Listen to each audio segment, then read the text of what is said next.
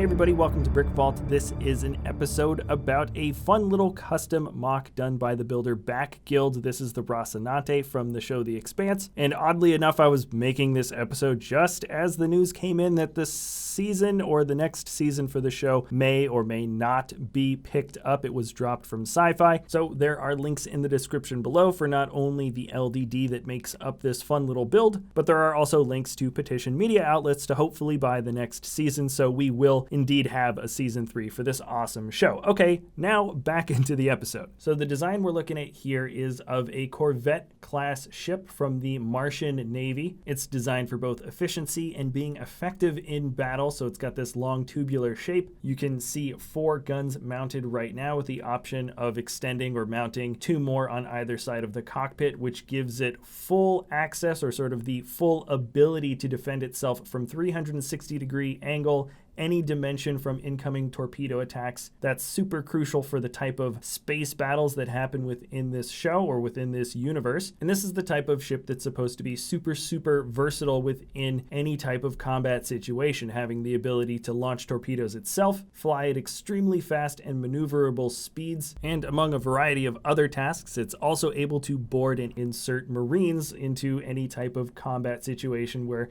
you need to have men on the ground. So it's kind of the workhorse, so to speak, of the military for the Martian Congressional Republic, and that is the name, specifically meaning workhorse. At least that's how it's described in the show. But when you look a little bit deeper into the meaning of the name, that is also the name of Don Quixote's horse, which is often analogous for the character himself and is described, at least in some way, as being engaged in a task beyond its capacities, which I think is probably the most appropriate name for the Rocinante. When you sort of discover the actual universe of this ship, it gets into so many different kinds of engagements and somehow ends up on top of all these seemingly inoperable odds. And sorry, I don't mean to get too off task. You can see a little bit of red that's actually underneath some of that orange. I just didn't have the orange jumper pieces to complete the look. There shouldn't actually be any red on this ship.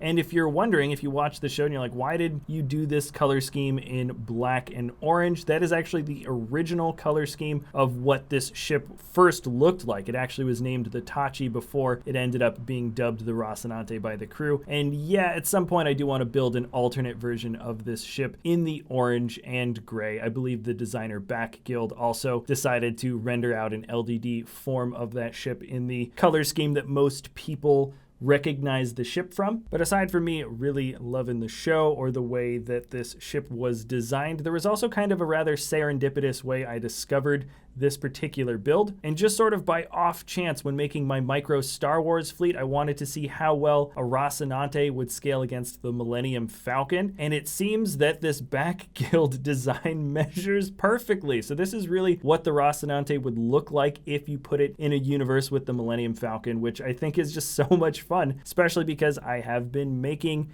and expanding that micro fleet. So when we zoom further back out and we have all of these other Star Wars ships starting to appear, this is how the Rocinante would look in the wake of the rest of the Star Wars fleet. So now basically the second half of this video is an unofficial update video as to how big or small or far along this Star Wars fleet is.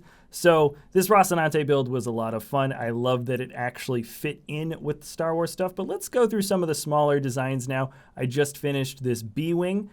Missing still a couple of those circular orange pieces for the wings, but I'm pretty happy with that design. The A-Wing went through maybe 5 or 6 different iterations, and I just kept on having to make it smaller in order to fit. This is a Lego set. The U-Wing is actually just from a poly bag. It's still slightly long, but I love the proportions for that. I don't know if I want to change it. This is a snowspeeder. There's a million different versions of the snowspeeder. Technically, 3 studs is still too long. It should be like 2.5. I do not like my design for the Y-Wing. If anybody else has any ideas on this one, I'm kind of stuck. I somewhat wanted to get 3 bar pieces to kind of wrap around with rubber band. It's not a good idea. Anyways, Slave 1, very good build. Also from a poly bag. I changed a few of the colors out, but it pretty much is the exact same build. Now we've got Turks X-Wing. It's probably the best looking ship at this size. I personally think so. There is a clip that has to keep the nose on.